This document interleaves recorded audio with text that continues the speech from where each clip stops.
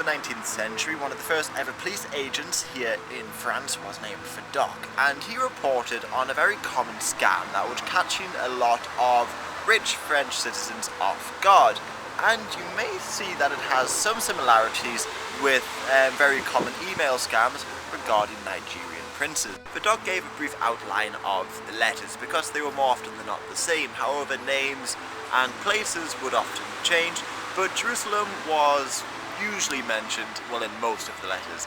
Anyway, so to describe the letter briefly, it would say that a man went out travelling or something like that.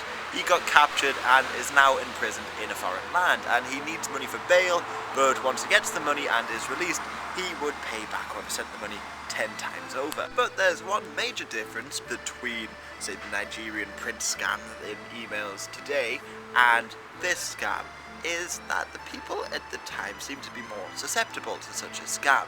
After all, Vidocq said out of the 100 letters that he knew about that were sent, about 20 people had sent the person money, so that's a 1 in 5 payback rate. And of course today, I don't know what the numbers are for the Nigerian prince scam, but I guess it's a hell of a lot lower than that. But you might be thinking that this sort of scam was new to the people at the time, but it wasn't. In fact, this scam dates back to the 16th century, and it's called the Spanish prisoner scam, because in the 16th century, usually the letter said it was a Spanish man who was captured by the Turks and needs money for bail, etc, etc, etc.